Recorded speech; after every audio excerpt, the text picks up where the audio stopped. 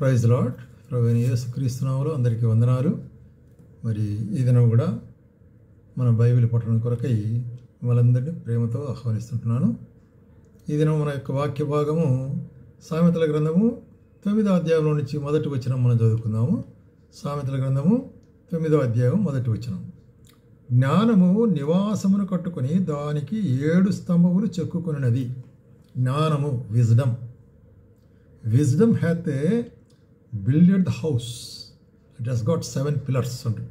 అట్లా ఇంగ్లీష్లో చెప్తాం. అంటే జ్ఞానము అనేటువంటిది మరి సొలొమోను రాసేటువంటి కార్యం ఏంటంటే, సొలొమోనుకే ఒక పేరంటే జ్ఞాని, గొప్ప జ్ఞాని అయిన సొలొమోను అంటారు. కాబట్టి ఆ జ్ఞాని అయిన సొలొమోను మనకు జ్ఞానాన్ని గురించినట్టు కార్యాన్ని మనకు మరి వాక్య భాగం ద్వారా బయలుపరుస్తుంది. చూస్తామండి. ఏది జ్ఞానము, దేవుని యొక్క జ్ఞానము లేక మనుషుని యొక్క జ్ఞానము అనేటువంటిది మరి పరిశుద్ధ గ్రంథం మనకు ఎట్లా బయలుపరుస్తుంది అనేటువంటి చూస్తాం.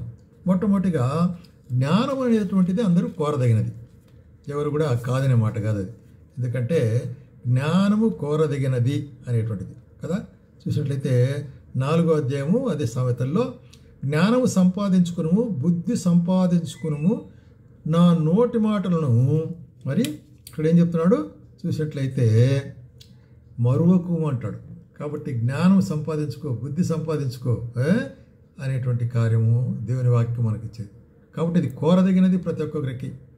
జ్ఞానం అనేటువంటిది అది మనం కోరవలసిందిగా ఉంటుంది. ఎందుకంటే మనకి ఎన్నో రకములుగా అది ఉపయోగకరంగా ఉంటుంది అనే కార్యాన్ని మనం చూడబోతున్నాం ఇప్పుడు. అట్లయితే మరి జ్ఞానము ఎక్కడ దొరుకుతుంది మనకు? జ్ఞానము అనేటువంటిది మనం చూస్తున్నాం. చూడండి, జ్ఞానం అనేటువంటిది మనకు హౌ వి గెట్, ఎట్లాగా మన జ్ఞానాన్ని పొందగలము అనేటువంటి కార్యం చూస్తే, అదే 9వ అధ్యాయంలో సామెతల కింద 9:10 ఏమంటాడంటే, యెహోవా యందు భయభక్తులు కలిగి ఉండుటయే జ్ఞానమునకు మూలము. కాబట్టి జ్ఞానానికి మూలం ఏంటి? దేవుని యందు భయభక్తులు కలిగి ఉండుట. భయము, భక్తి చాలా ప్రాముఖ్యమైనవి రెండు. చాలామంది భయపడతారు, అయితే భక్తి ఉంటుంది, భయం ఉండదు కదా. అనేక రకాల పూజలు, ఆచారాలు, వ్యవహారాలు అన్నీ చేస్తారు, అయితే దేవుని భయం ఉండదు.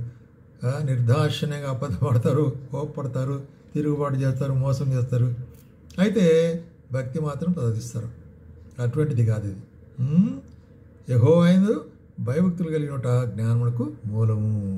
కాబట్టి అట్లాగే ఈ యొక్క జ్ఞానం అనేటువంటిది శ్రేష్టమైంది అంటాడు. జ్ఞానము శ్రేష్టమైనదిగా చెప్తుంటున్నాడు. మరి సామెతల గ్రంథంలో సొలొమోను 10వ అధ్యాయం చూస్తే, అపరంజిని సంపాదించుకున్నట్టు కంటే జ్ఞానము సంపాదించుకుంటే ఎంతో శ్రేష్టము. అపరంజి అంటే బంగారం, ప్యూర్ గోల్డ్, పసిడి బంగారం కదా. కాబట్టి ఈ యొక్క అపరంజిని అంటే ఎంతో విలువైంది. అపరంజి అంటే జ్ఞానం దానికంటే విలువైంది అంటాడు. కాబట్టి మనం ఆలోచించాలి ఇక్కడ. అట్లాగే వెండిని సంపాదించుకుంటా కంటే తెలివిని సంపాదించుకుంటా మేలు. కాబట్టి ఒక మనుషునికి వెండి కానీ బంగారు కానీ ఎంతవరకు ఉంటుంది?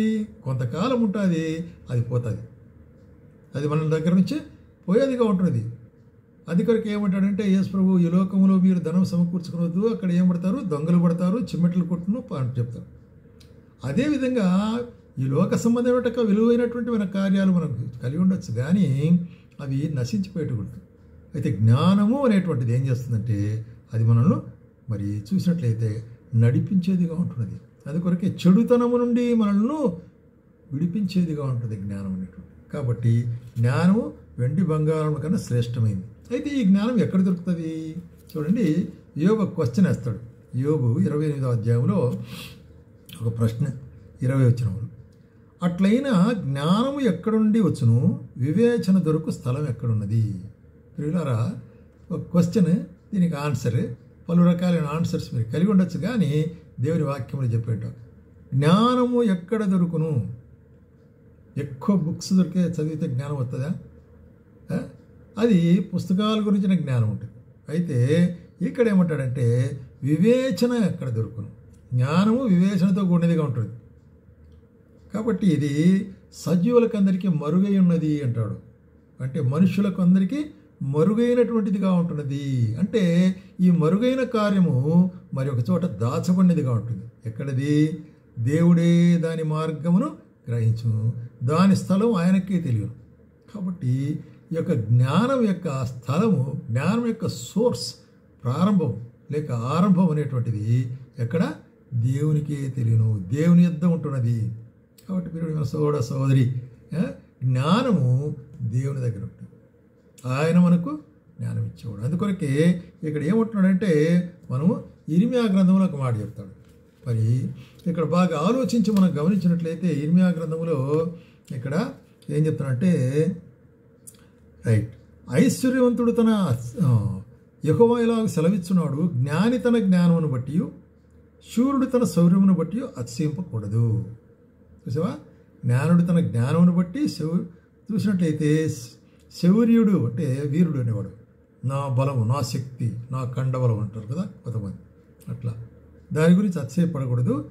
ఐశ్వర్యవంతుడు ఐశ్వర్యాన్ని గురించి అతిశయపడకూడదు. అంటే ఇవన్నీ కూడా మనుషుని యొక్క జ్ఞానము, మనుషుని యొక్క బలము, మనుషుని యొక్క శౌర్యం అనేటువంటి నశించిపోయేట్టుగా ఉంటున్నది. అయితే అతిశయించువాడు దేనిని బట్టి అతిశయించవలనగా, భూమి మీద కృప చూపుచు నీతి న్యాయములు జరిగించున్న యెహోవాను నేనేని గ్రహించి నన్ను పరిశీలనగా తెలుసుకున్నట్టును బట్టి అతిశయింపవలను. కాబట్టి ఆత్మీయ మార్గమును మనం ఎరుగుట, దేవునికి మార్గం మనం ఎరుగుట, నిజమైన దేవుని మనం ఎరుగుట అనేటువంటిదే జ్ఞానం. అది విశేషమైన జ్ఞానం. ఈ లోకంలో మనం సంపాదించుకునే జ్ఞానం కాదు. అయితే దేవుని ఎరుగుట అనేటువంటిది చాలా ప్రాముఖ్యమైన కార్యం. అట్టి వానిలో నేను ఆనందించుచున్నాను అంటాడు.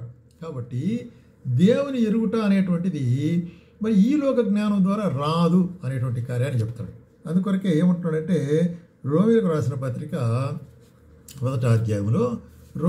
పత్రిక మొదటి అధ్యాయంలో ఏమంటాడంటే, ఈ లోకంలో ఉండేటువంటి జ్ఞాని ఏం చేస్తాడంట, ఈ లోకంలో ఉండేటువంటి జ్ఞాని వారి యొక్క హృదయం ఎట్లాగుందంటే, వారి అవివేక హృదయం అంధకారమాయను.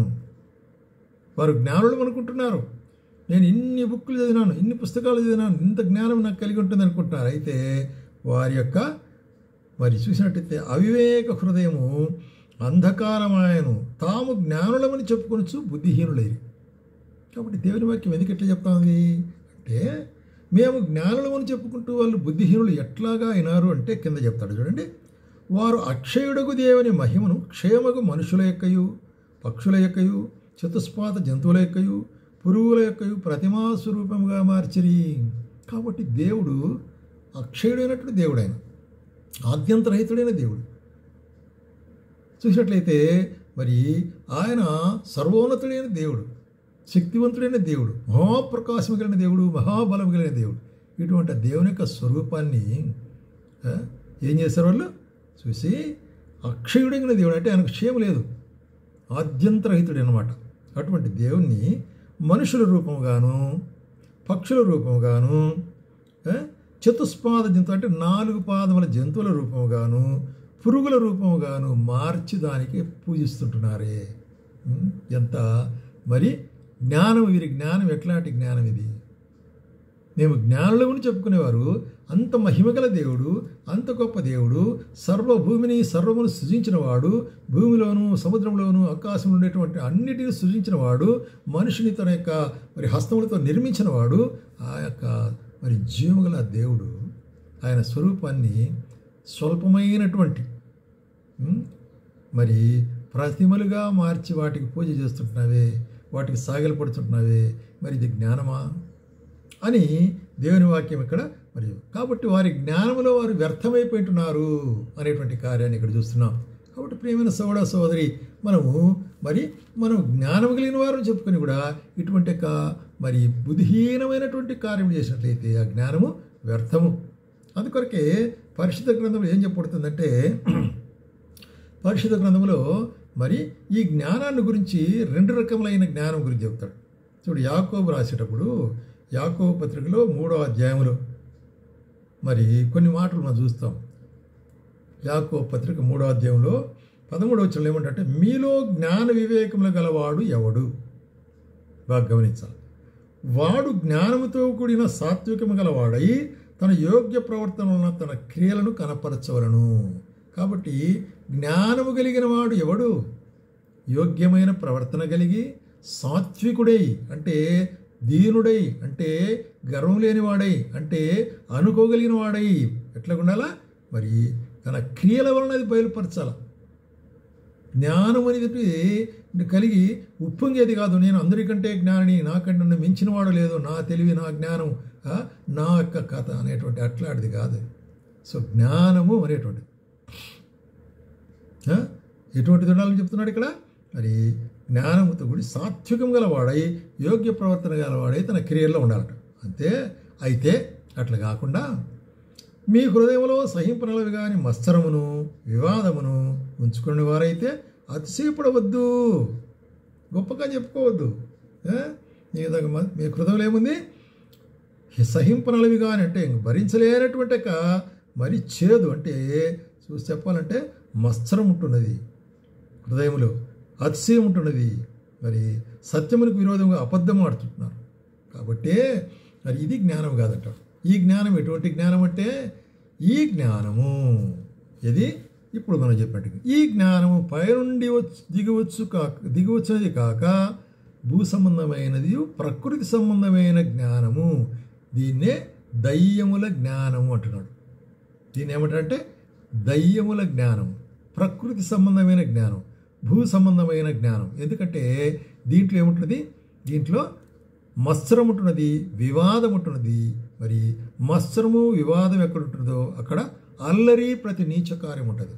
కాబట్టి మత్సరము చూసినట్టయితే వివాదము, అల్లరి, నీచమైన కార్యములు ఇవి మరి జరిగేటప్పుడు ఇటువంటి జ్ఞానం ఏ జ్ఞానం ఇది? కాబట్టి ఇది ఈలోక జ్ఞానం. ఈలోక జ్ఞానం అంతే, అతిశయపడేది ఉంటుంది, మత్సరపడేది ఉంటుంది, మరి నీచమైన కార్యాలు కూడా చేస్తుంటుంది, అట్లాగే వివాదాలు రేపిస్తుంటుంది. అది ఈలోక జ్ఞానము. అయితే ఇంకొక జ్ఞానము దేవునికి యాకోబు రాస్తున్నాడు ఇక్కడ.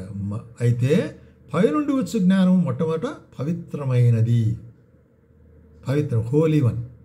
రెండవది సమాధానకరమైనది, పీసబుల్. మూడవది అంటే మృదువైనటువంటిది. నాలుగవది సులభముగా లోబడినది. ఐదవది కనికరమును మంచి ఫలముతో నిండుకొని ఉన్నది. ఆరవది పక్షపాతమైనను వేషధారణైనను లేనిది. ఏడవది నీతి సమాధానము కలుగజేసేదిగా ఉంటున్నది. కాబట్టి ఇక్కడ ఏం చూస్తున్నాము? వేషధారణ లేనిది, సమాధానం కలుగు. కాబట్టి ఈ యొక్క మరి 7 రకములైన, అందుకొరకే మనం ఏం చూస్తాము?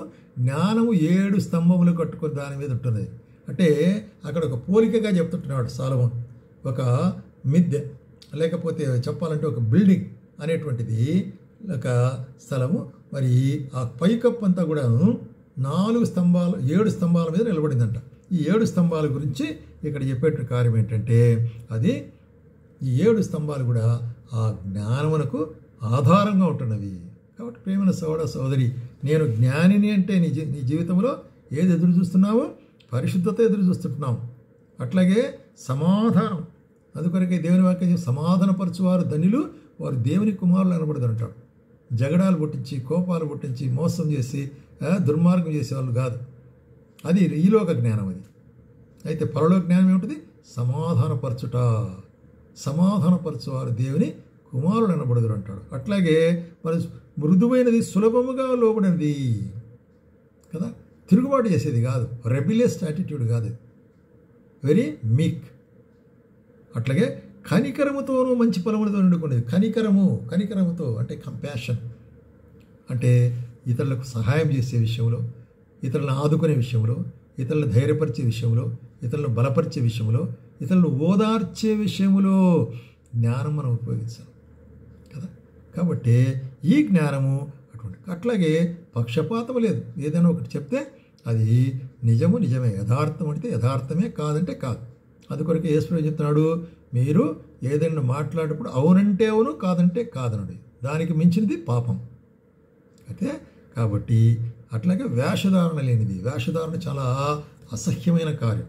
సో దేవుడు పాపమునైన క్షమిస్తాడు, వేషధారణ క్షమించడు. ఎందుకంటే వేషధారణ కీలిసి చేసేటువంటిది.